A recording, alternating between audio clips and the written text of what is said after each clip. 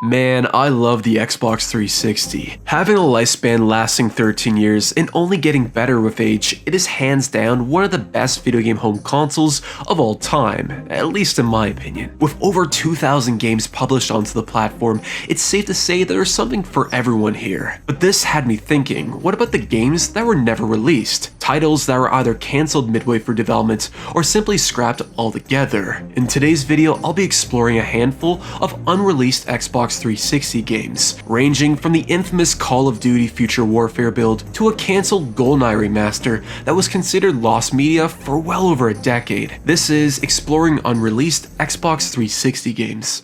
But before we begin, I'd like to give a quick shout out to the following Discords and YouTube members for their support on this video. From the Way Too Funky Discord channel, Funky, from the Koba Castle, The Internal Kingdom, I've Been the Devil, Nintendo and Gamersup, fellow content creator and good friend of the channel, Kobatine, and the following YouTube members, Fruzilla, Cyrix EU, Small Kyler, Retro Dude X77, Dargox, Mini Minter 17, Christy TM, and Hurdy. Thank you guys so much, it is greatly appreciated. To kick this video off, I want to start with a game that recently just surfaced online, something that caught a lot of us by surprise. I'm talking about Call of Duty Future Warfare. Future Warfare, also known as codename NX1, was created around the same time when both Vince Zampella and Jason West left Infinity Ward to start their own studio, known as Respawn Entertainment, best known today for the Apex Legends and the Titanfall series. The project was intended to be released in late 2013, but for reasons unknown, it ended up being cancelled mid-production, with Infinity Ward instead releasing Call of Duty Ghosts that we know today. What makes this project interesting is that it was being developed by Neversoft, the same studio behind the Tony Hawk and Guitar Hero franchise. I did some additional research on NX1 and discovered an advert on Craigslist that was posted in 2012 of a user selling an Xbox 360 dev kit, with Future Warfare's build being included on its hard drive. According to comments that I found on Reddit, the seller was only asking $150 for the console, which is pretty crazy. After the advert went down, the game was lost to obscurity for over a decade. That was until January 2024, when a user going by the name Josh H dropped a few videos of the build, showcasing stuff like the main menu and a few missions. 7 months later, and it's now been released to the public, giving us a glimpse into what could have been the original Call of Duty Ghosts. So why not? Let's go check this out. When you first start NX1, you're presented with 3 options: a campaign, multiplayer, and spec ops. In this case, I'll start with single player first. This build of NX1 offers a handful of missions that you can play. Given how early in development the game was, a lot of the assets found in Modern Warfare 2 are used here as placeholders. However, we do have some levels that capture the vibe that Future Warfare was going for. Let's start with a mission called Moonbase Assault. Moonbase Assault starts with the player waking up after being knocked out of conscious on the surface of the moon.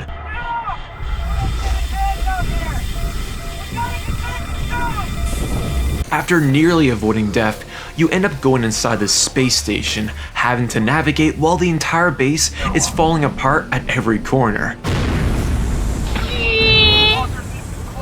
Eventually, you end up regrouping with your teammates at the armory and are given a spacesuit. One interesting mechanic is how when you're inside the spacesuit, you no longer have regenerating health. Instead, you need to find these sealant canisters spread across the level to bring your health back to normal. It works just like how in the original Call of Duty, you had to find med packs, but this time it's in space. I also really dig the gun design in Future Warfare. A lot of the weapons look as if NASA stopped building spaceships and pivoted towards building guns that astronauts would use. My favorite one had to be this 2-shot grenade launcher thing that kinda looks like a pistol. Back to the mission, your squad eventually escapes the base and fights on the surface of the moon. The whole low gravity mechanic gives the combat a different feeling when compared to other games in the series. I love the small attention to detail, such as blood evaporating whenever you kill someone, and how grenades explode instantly on impact. Anyways, the level ends with a cutscene of a nuke going off in the background. Your dude being thrown off a cliff. This guy gets completely destroyed. Then, out of the blue, your homie Crow saves the day.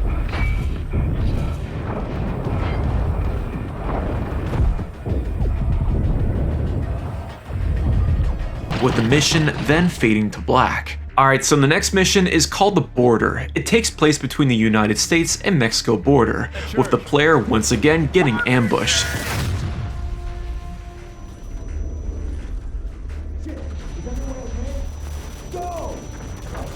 Get out there! You can tell this mission was still early in development, as all the assets here are from Modern Warfare 2, including the vehicles and weapons.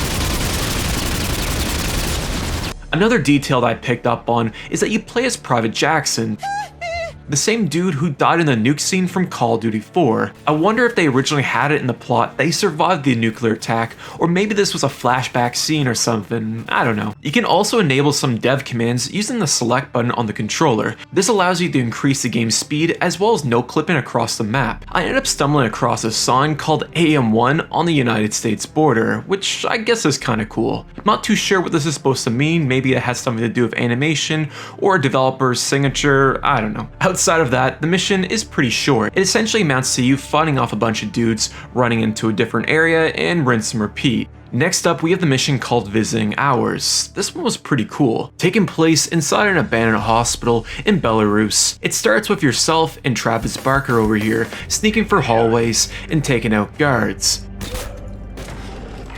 Kinda felt like that snow mission from Modern Warfare 2. In typical Call of Duty fashion, you end up getting spotted and it turns into a giant firefight that eventually leads to you fighting inside a construction site. The final half of the mission takes place on a different wing of the hospital, with the player having to dodge this turret. What I like about this segment is I can tip over a vending machine and use it as a makeshift cover. I don't recall being able to do that in other Call of Duty games. Anyhow, the mission ends with the player watching Caillou randomly execute this dude out of the blue. Understood. We're done here. Let's move. Then the mission abruptly comes to an end. Next up, we have this mission called Into the Fire, taking place this time in Indonesia. It starts with a cutscene of the player being rescued by our boy Caillou out of a crashed SWAT truck.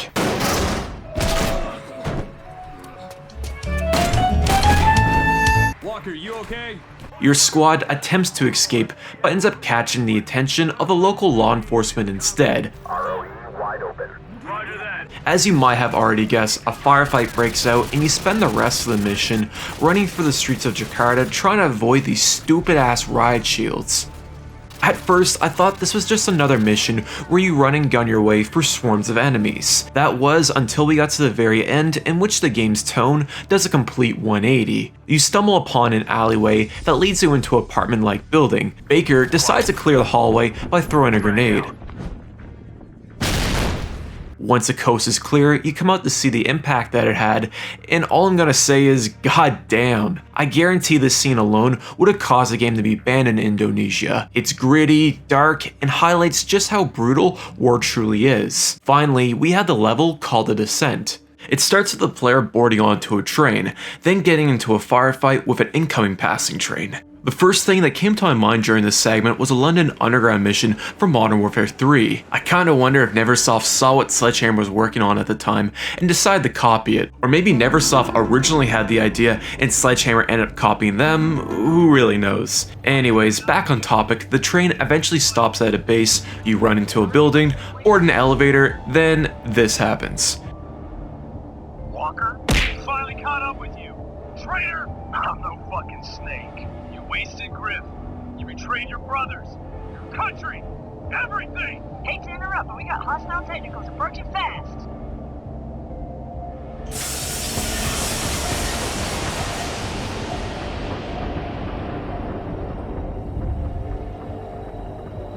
Descent is the shortest mission in NX1 and seems more or less as a proof of concept on what the ending of the game could have looked like. Unfortunately, I was unable to get the levels Hit Hard at Home, Operation Deadbolt, and Winter Anvil to work on my 360. I know other YouTubers who have managed to get them running, so if you're interested in seeing the rest of the campaign, I'll leave a link to their videos in the description down below. That being said, from what I was able to play, NX1's campaign proves that Neversoft could have easily done this series justice. I would have gladly taken this over Ghost any day of the week.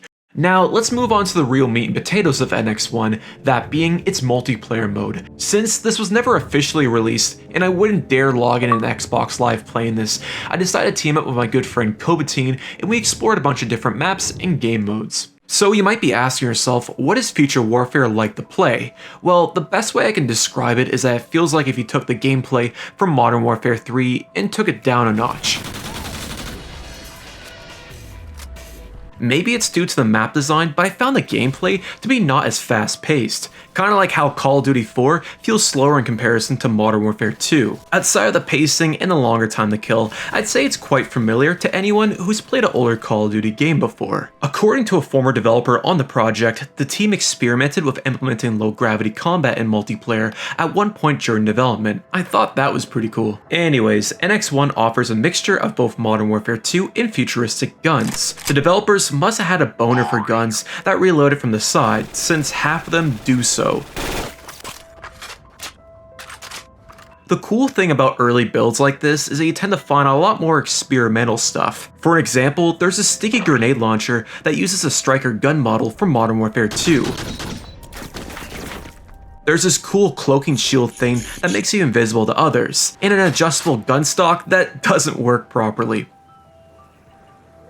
Now, most of the maps in NX1 are either prototypes or test levels. One that caught my eye was called Bin Laden's Compound. I tried to load it and I couldn't seem to get it to work. I'm curious to see what this one could have looked like. Anyhow, the vast majority of them aren't anything special and are more or less used for development purposes. That being said, we do have a handful of maps that are fully playable. Let's kick things off with a map called Pit Stop. Best described as a small scale level, Pit Stop takes place inside a country town, being made up of a liquor store, diner, church, and a junkyard that can be seen in the far distance. It's definitely the most refined map in this build, perfect for game modes like free-for-all or domination. Moving on, we have Galleria. This one has more of a Black Ops 2 type of vibe going for it. It's set inside this outdoor city mall park type of thing, I don't know. I'd say it's medium in size and more suited for objective based modes like Capture the Flag. I decided to snoop around out of bounds and found some interesting stuff on Galleria. I found an unused parkade, a bathroom placed underneath the map, a random golf cart, and the building across from spawn has an interior that you can fully explore. And how could I forget the giant ass crab sitting in the middle of the map? On to the next map, we have Darude Sandstorm. I mean the other Sandstorm. Having zero reference to the 2000s classic, Sandstorm is a Middle East inspired level, taking place in a town that's been overrun by, well, you guessed it, sand. I don't like sand. Now, I didn't get the chance to play this with anyone, but from what I could tell, it seems to be a well-balanced map that accommodates all playstyles. There's a nice amount of verticality to its design, and the sand-infested environment helps make it stand out compared to other maps in the game. We also have a remake of the map Shoutout from Call of Duty 4. Now, it's not an exact one-to-one replica of the level, rather more or less designed as a reimagining of it. I like how the developers increase the size of certain parts of the map. It definitely helps make it feel less narrow in comparison to the original. In my opinion, Showdown was one of the best maps in the series, so seeing it get this treatment is pretty damn cool. Finally, NX1 offers a few interesting modes not commonly found in other Call of Duty games. You got the sick game mode called Escort. In Escort, one team has to protect and lead a payload across the map, while the other team has to stop them from doing so. What makes Escort special is that the developers were experimenting with the ability to install doors and even being able to breach them as well. It's a ton of fun to play with a few buddies, and only a certain amount of maps support this mode. Speaking of which, the map we played on reminded me a lot of the Halo 2 level Terminal from back in the day. While we're on the topic of game modes, you also have Bounty Hunter. I was hoping there would be some sort of reference to Dog the Bounty Hunter, but unfortunately, it's not that special. It's a free-for-all game mode where each player is assigned a bounty. Whenever you kill someone without dying, your bounty increases, making you more of a threat to other players hunting you down. I did appreciate the change of pace it brings compared to playing vanilla free-for-all, but it's just not for me. If you would like to learn more about NX1's multiplayer, I highly recommend checking out my boy Kobatine's video covering the game. I'll leave a link to the video in the description down below. Overall, I really enjoyed my time with Future Warfare. I think it was a massive mistake on Activision's part for not letting Neversoft continue development on the project. Just imagine what the team could have created if they're given the opportunity to continue working on the game. It's just a real shame. Next up, we have a game that was considered lost media for well over a decade. I'm talking about the cancelled Goldeneye XBLA port. Known internally as Project Bean, it was an HD remaster of the original Nintendo 64 game, being developed by Rare in the mid to late 2000s. The game was in production from 2007 to 2008, with the project coming to an abrupt end as Microsoft failed to land an agreement with Nintendo at the time. What makes this story interesting is that Microsoft didn't even bother to ask permission to release it beforehand. Instead, they gave Rare the green light to develop the game and told them to keep working on it in secrecy. Now, the backstory behind this leak is quite fuzzy, as the internet is divided on how it appeared online. One of the theories that's been floated around suggests that it internally leaked on PartnerNet, a service that developers would use to share in-progress builds of their games. Rumor has it that the build was up for no more than 1 hour, with Microsoft eventually pulling the plug on it, never to be seen ever again on the service. However, recent evidence has suggested that this could have been originally ripped straight from a development kit, so who knows at this point. Regardless, it was considered lost media until December of 2020, when a dude on 4chan decided to release it to the world as a Christmas gift. In typical 4chan fashion, the file ended up being password protected, meaning that virtually no one could access it. 1 month later, and a user by the name GrassLoo00 uploaded a full playthrough of the game. Shortly thereafter, it was eventually released on Internet Archive, and the rest is history. The best way I can describe this port is that it's a perfect example on how you remaster an older game. Rare refused to make any sort of radical changes to the gameplay, instead opting to find better ways to make it more streamlined for a modern audience. It retains all the original levels and menus from the Nintendo 64 version. The controls have been improved and work perfectly on a 360 gamepad, and the soundtrack, man, is just as good as it was back in '97. One cool mechanic that the game offers is the ability to switch between N64 or HD graphics on the fly. You can use this feature at any time during the game or even in cutscenes. It serves as a friendly reminder on just how much graphics have improved within a decade. Moving on, 007 has a ton of missions to choose from, 20 to be exact. Since I don't feel like talking about every single one, I'll cover the ones that I remember playing as a kid. Let's start with Facility, as this might be the quintessential Goldeneye mission. It begins with Bond having to sneak through vents that eventually lead him inside a bathroom. After you're done capping some guards on the toilet, the rest of the level amounts to you running around the facility, collecting the odd keycard here and there, with the mission ending with Bond blowing up a bunch of explosive tanks. Facility has always been one of my favorite levels in this game. It's not too linear, you feel like a spy, and the music that plays in the background really helps sell the whole experience. Moving on, we have Cradle. Alright, so Cradle is the mission that I have the most memories of. I want to say I was around 5 or 7, and I would spend hours trying to figure out how to beat this mission without dying over and over again. I think a lot of the frustration stems from just how complicated it is to navigate. Since it takes place on the sky bridge thing, there's a lot of interconnecting paths, which can get very confusing since they all look alike. Add that in with 5-year-old Mock, who had the attention span of a goldfish, and yeah, it starts to make sense on why I resented this level so much. Anyways, the main objective in Cradle is quite simple. All you need to do is find this control console, destroy it, follow Truvian around the Cradle, then shoot his sorry ass off it. With the mission ending with Bond jumping onto a helicopter, then a cutscene of him making out with Natalia for like 5 minutes. Next up, we have the train level. It starts with Bond having to traverse through a moving train, with each cart being filled with guards and these stupid ass explosive boxes. After finding and shooting the air brakes, it cuts to a scene where you have to save Natalia. Then Trevelyan, or however the fuck you say his name, pulls a reverse Uno card on you, giving you 1 minute to escape the cart.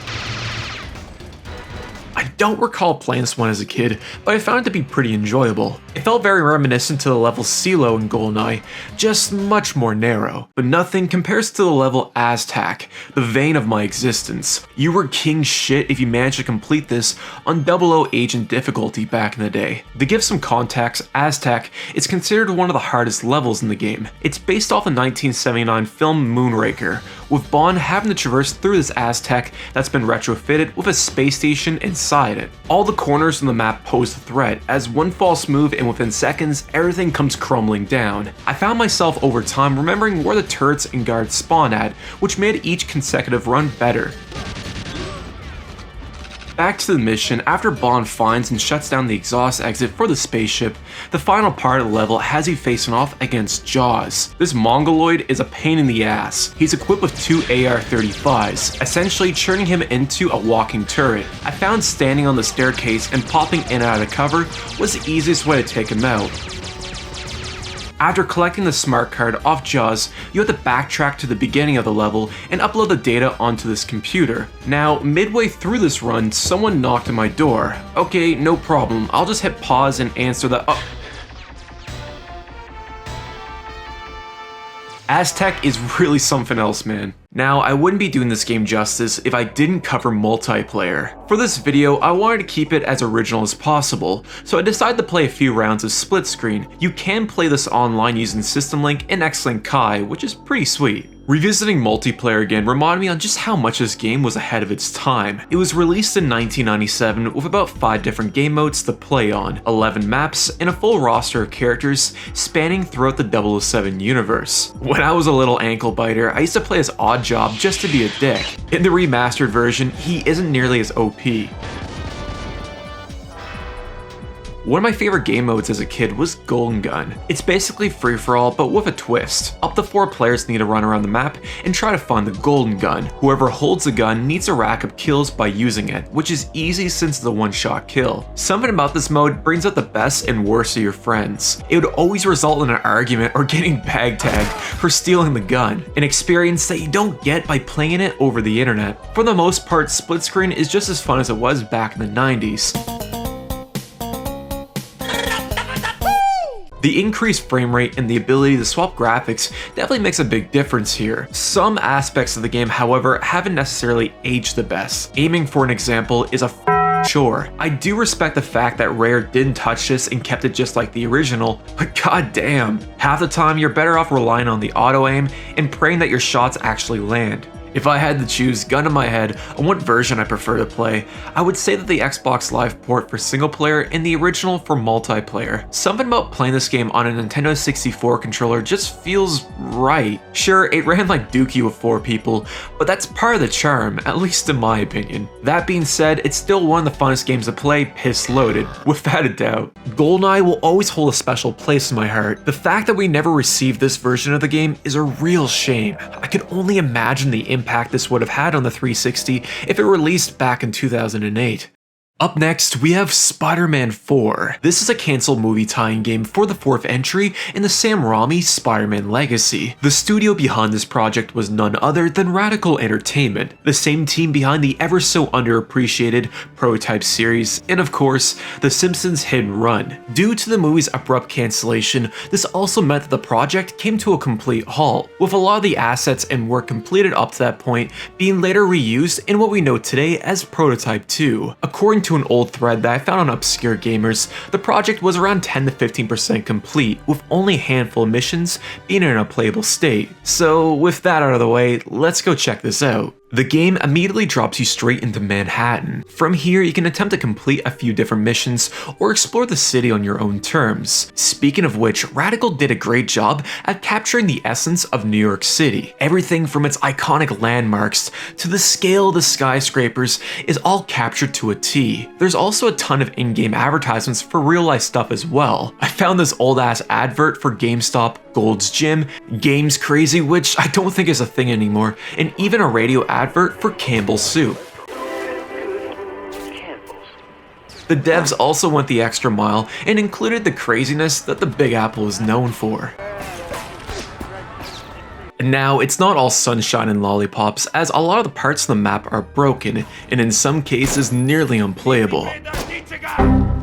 Things like this are to be expected, especially when it's only 10 to 15% completed. Radical never intended for this to be shown in a public manner, so if you do plan on exploring it yourself, all I'm going to say is just keep an open mind. Now, let's shift gears and dive into the combat aspect of Spider-Man 4. And right off the bat, it's pretty clear that this is essentially just a reimagining of Prototype 1. I decided to revisit that old chestnut and compare the two, and yeah, it's pretty much the same game. The map is also reused from Prototype 1 as well, just with a lot of the level of detail missing. Web swinging felt reminiscent on how it was done in Spider-Man 2. It's easy to pick up and use, the animations are surprisingly fluid, and the whole sensation of gliding across the map feels exactly how it should. One real cool aspect is the spider web mechanic that the developers were experimenting with. Whatever object or person that you're aiming at, you can stick them to the nearest wall using a web blast. What makes this different is how you can increase the overall size of the web, allowing it to attach to other structures and eventually forming this gigantic nest. It's pretty cool. Also included in this build are a handful of missions that you can select. The first one the game drops you into starts with a storyboard drawing of what the cutscene would look like. Stuff like this has been always fascinating to me, as you can see how the scene over time transforms into a cinematic. Anyways, your main objective is to climb up a skyscraper, fight a bunch of punks on a rooftop, then manage to pull these boxes off a blimp. Another mission has you fighting this helicopter across Manhattan. It kinda reminded me of that leaked Star Fox target practice thing from Ocarina of Time. The game tells you have to use a web blast, but I found that the flying kick was a lot more fun to pull off. Outside of that, there isn't much else to say here, as the build seems to be more of a proof of concept. It's a real shame that this didn't end up being repurposed into its own game, as Radical was clearly the right choice for Spidey. The studio also developed that dope as shit Incredible Hulk Ultimate Destruction game on the GameCube. So just imagine what they could have done here. If you can manage to find it online, it's still well worth checking out for any Marvel fan. Alright, next up we have a real hoot and holler, that being Postal 3. Now, Postal 3 was released on the PC back in 2011, with a 360 port never seeing the light of day. Depending on who you ask, it wasn't a significant loss, as the PC version was kinda rough to say at least. The backstory behind this leak is kinda interesting though. The 360 port was considered lost media for over a decade, until a user on the Postal forums came across a dev kit. On said dev kit was a Gamescom Postal 3 build dated August 2010. On April 1st, 2024, the build was released to the world, giving us a glimpse into what this game would have looked like on the 360. Alright, right off the bat, and you can tell this is built on the Source engine. The TV in-game menu thing that you see on screen right now doesn't work. Instead, you have to use one straight out of Half-Life 2. Hell, it even uses a loading square thing from the orange box. Now, since this is a Gamescom build, the game does give you a few scenarios that you can play, each with their own different objective. Let's start with hub number 1. It starts out with the Postal dude being interviewed. I happened upon a guy training another guy how to use catnip to catch HIV-infected cats. The mission has the player being tasked with collecting 6 cats spread across the town. The game gives you a can of catnip that you can use to capture the kitty.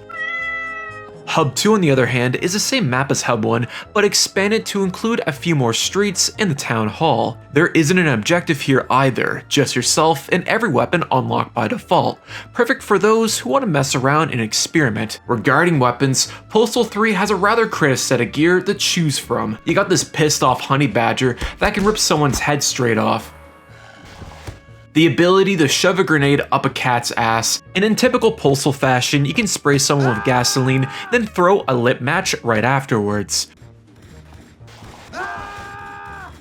Moving back on the topic of levels, let's talk about this rather shitty one taking place inside a shopping mall. I have no idea what the premise was all about, as the game started to bug out mid-cutscene. The objective, however, is to protect former Playboy model Jennifer Walcott from a swarm of pissed-off hockey moms. The novelty of kicking a Karen lasts for about 2 minutes, then it just gets old. I'm kinda curious to see why the developers even bothered to include this level, as it's really not that fun. Finally, we have this level called, Prawn World. It starts with this old-ass reference to the show Punk'd from MTV back in the day. Hi, I'm Ashton Kutcher, and you've just been punked. Then Ron Jeremy appears out of nowhere, giving you the task of having to run around the shop and clean leftover jizz rags with a vacuum. Honestly, the funniest part of this whole gag had been when the game nearly crashed during this cutscene. And Ron's patrons were littering the floor with. Postal doesn't take itself too seriously and has some funny moments from time to time. I think the biggest issue is just how boring the objectives are. A lot of them boil down to having to protect someone or end up being a glorified fetch quest. What made Postal 2 so enduring was the open world and the freedom to do whatever you felt like. In Postal 3, it feels like that was stripped away for more of a forced linear experience that's not nearly as fun. Outside of that, Postal 3 is just an okay game. It seems that the developers had some very interesting ideas, such as placing a higher emphasis on interactivity within the game's world, but this comes at the cost of the most important aspect that any game should have, which is simply being fun to play. If you can tolerate some jank and want some cheap laughs, then it's worth trying out at least once. And that was exploring unreleased Xbox 360 games. I hope you guys enjoyed it. Lately, I've been streaming dead PlayStation 3 online games with viewers. I try to find the most obscure shit possible, so if that's kind of your thing, or even nothing else better to do, stop on by. It's always a fun time. Anyways, if you enjoy this style of content, please consider leaving a like or even a subscription. It's greatly appreciated. But until next time, fellas, peace.